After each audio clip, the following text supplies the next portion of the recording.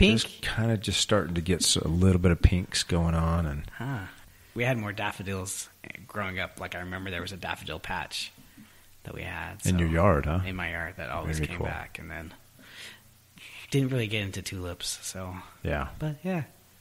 And there's even other bulbs other than the spring fall bulbs. Yes. But those are kind of the major ones we hit on in the fall. Yeah, and I just wanted to throw out there right quick. There's a couple that are somewhat unusual that you don't hear about very often. One of them's Pushkinia, and of course, if you go to your local nursery, you'll be able to see all of those boxes with all of the different varieties and types of bulbs and whatever. But Pushkinia is a really great little teeny tiny bluish colored flower, kind of a star shape.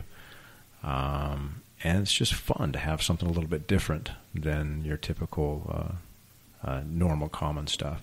Another one is Camassia, and there's a Utah native Camassia. But this one is going to be a larger flower, and it's one that you can grow anywhere.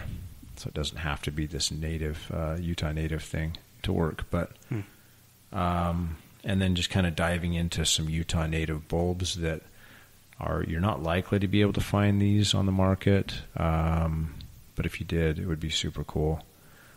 There's the sago lily, the Utah state flower. So that's the spring bloomer. Spring bloomer.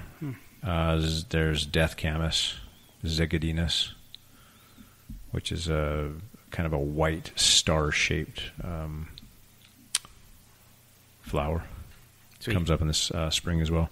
And then, of course, there's the allium that I'm sure you've heard the stories of all the pioneers coming out and needing to feed on some things. And the allium was a delicious treat for them. I don't have personal experience with that, but you hear the stories. Yeah. Like they survived on sago lily bulbs. You're like, okay. Yeah, right. But here's the thing, though. If you're into that whole ethnobotany thing, and you were able to find some allium, some native allium, and you cook that up with some cattail tubers in kind of a soupy mixture, that would be delicious. Anyway, to wild edibles, that's a whole other topic. But when I was a kid, I went to go see my cousin up in Idaho. And well, we just we were pretty close. The families were pretty close. We were all about the same age, and he took me out and pulled up wild onions. And now, is that what you're talking about? Mm-hmm. Yep. Exactly. And we would just eat them right there, just pop them open and just hum yum yum yum. Yeah, they're tiny little things, aren't tiny, they? The size of your thumbnail or something. But they were good. Yeah, super. But they were like I didn't know they were called allium. I just thought they were called wild onion, but I guess that's the common name, allium, whatever. Yep. So yeah, they're good. I've never eaten a sago lily. Yeah, I haven't either. And that's the thing. I mean, we want to have a disclaimer here. You don't just run out and start eating bulbs. No. Because there are poisonous ones too. Yes. So you really need to pay attention and know what you're getting into prior to. Yeah, and he knew what it was, so I didn't know. He found it, dug it up, and gave it to me, and we were just...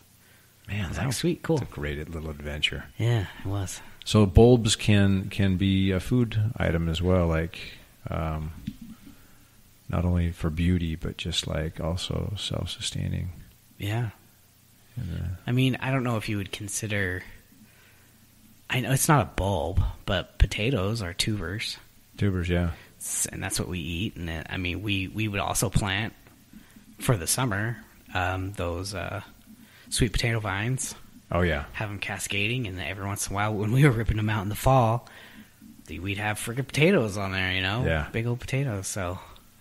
We've kind of manipulated into being more beautiful than sustaining, but yeah, I guess you could eat those. Or those totally could, yeah. Yeah, sweet potato vine. Yeah. Never thought about it. Or did you guys try? I think you guys tried before I got there. Yeah, I never chomped on it, but I know it's possible. Yeah. So. Pass. Anyway, yeah, that's fall bulbs, and just kind of a nutshell, and just diverting on a few different really cool angles to that.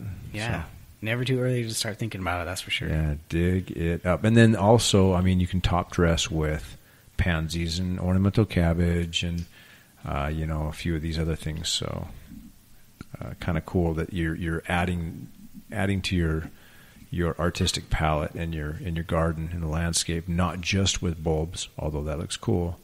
You can add some other things like that phlox that blooms in the spring. Yeah. Creeping phlox. Man, that's awesome. Oh, yeah, it's pretty. Yeah. Anyway, okay. Well, there we go. Zippity-doo-dah. Hope everyone enjoyed that. I know I did.